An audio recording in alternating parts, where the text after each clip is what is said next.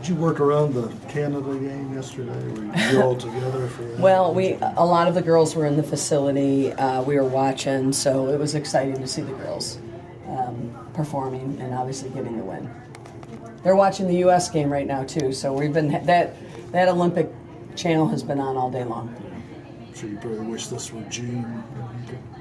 Could have maybe made the trip. Yes, I wish, I'm there in spirit, and the girls know I'm there in spirit. And we've talked before and after the game, so it's an exciting time. But yes, I wish I was in Brazil live to cheer them on. Do you get nervous watching them in these games? Do you feel I'm probably like anyone else. I don't want them to get hurt, and I want them to perform the best of their abilities. But I don't get nervous because I have so much confidence. But I think if any nerve comes about, it's because I don't want them to get hurt. But it's more about excitement and just, making sure that they feel good about their performance. So I'm more hopeful. What does it mean to West Virginia soccer to have those two on this worldwide stage? I think it's a huge deal. Sometimes, and we take it for granted here, but it's the biggest stage. They're playing in the Olympics. They're young athletes that all of us have an opportunity when they come home to watch and support, but I think it reflects very well of the program, the university, the athletic department in our state, that we have somebody, representing so close to home what we wear every day, the Flying WV. It would be fun for you as a coach to see their teammates in here watching people that they've played against. Yeah, it's it's fun.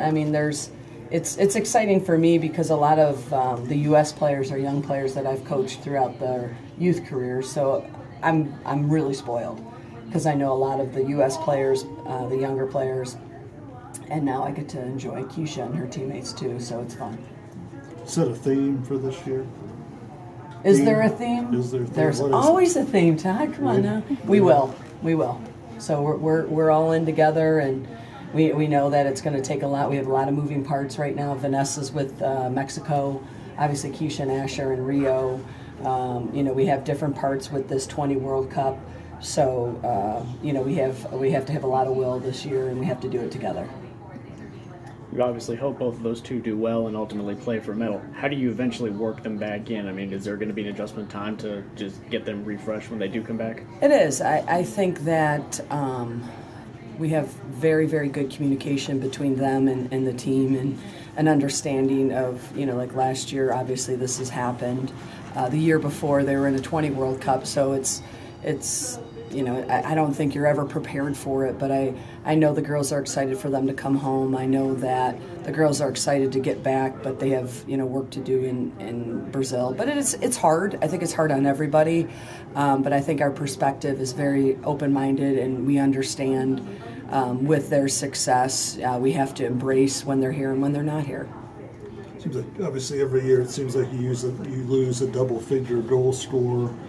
And obviously with that winner, 12 goals now gone. But you got so many kids that were in that 5-6 goal range that really helped you out last year going along with her. And you feel like if they can just keep up that development, that you're doing obviously you can never replace a Kaylee Utley and everything that she brought to this program. And I felt probably that way about Kate Schwindel and then Frances Silva. And it's amazing how much each player will understand their role and take on the goal scoring if we are missing maybe that piece from the year before.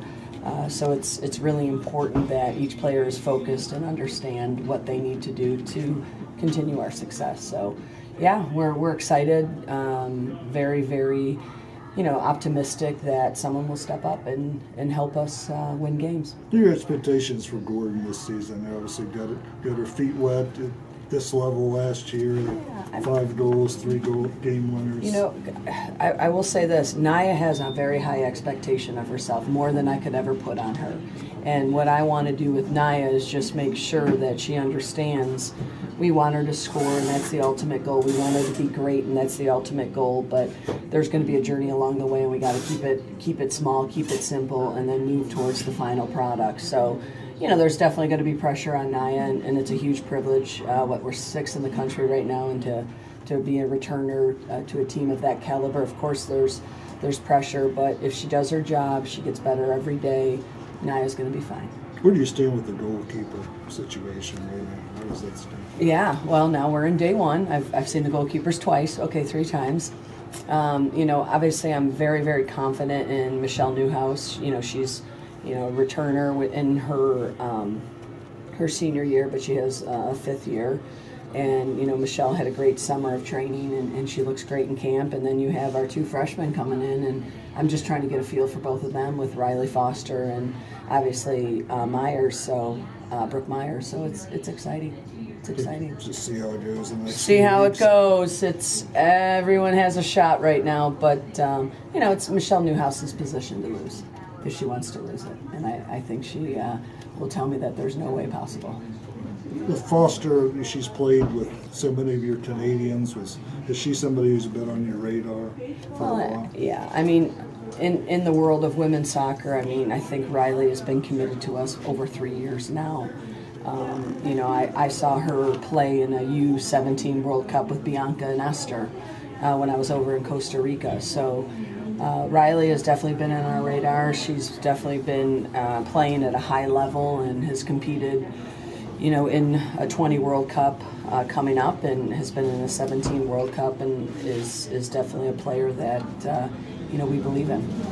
I know A-Ban was obviously one of the elite players in the league last year, and coming off that year, what can she do? Well, if you know Michaela, she's a very stubborn player, so Michaela could do whatever Michaela wants to do, but I have a lot of confidence in Michaela's ability. She was in Colorado this summer training at her game. I thought she did a great job growing as a player and maturing as a player and understanding, because poor Mick kind of came in her freshman year. We had her in the back, we had her in the midfield, and we had her up top. She was our utility player when our parts were moving with one of the World Cups. So I think that Michaela has really settled in and is really matured as a player and has a good understanding of her soccer IQ and what her focus needs to be. So I'm excited for her. Yeah. Now, Hannah Abraham was kind of a feel-good story for you last year. It proved she was more than that. She was also a pretty good player. Yeah. Now coming in as a sophomore. Yeah, Hannah is definitely a player that it's a blessing and it's a curse all in the same, because she is versatile also. And I think when you have a player like that, you can use her in both parts of the field. So I think, again, Hannah's come in, she's ready, she's doing what she does so well, and it is a feel-good story, and it's exciting for Hannah to really kind of now have the 1 year of maturity, year and a half of maturity under her belt, and to really impact even more with minutes and her and her ability as a soccer player this year. Yeah. You usually see Penn State at some point in the non-conference, but to have them right out of the chute, how excited are the players for that? And obviously, focus on the preseason games first, but when they roll around, how big nothing like playing the national champions, right? God, who did that scheduling? It's always a battle. I think if you're talking to Erica right now, she's going to tell you the same thing. We definitely bring the best out in each other. We definitely make sure that we bring our best game to that match. But yeah, it's going to be hard. Going in and playing the national championship team on their turf, of course. But Michigan and Virginia is not going to be any kind of picnic preseason, but we're hoping that it really shows us our strengths and where we need to tighten up going into the Penn State game. And now day one of camp yesterday, how did it feel just to get back out here with the girls and to start the season? Yeah, the NCAA restricts us from having any kind of contact with them, especially with the ball. So I know that they're real excited to be off the track and have a soccer ball at their feet. So that's always good. But it's great. It's always a fun opportunity for myself and my staff to have the journey ahead of us and see how we can maximize and optimize by the end of the year and make this team the best team it can be. So it's exciting.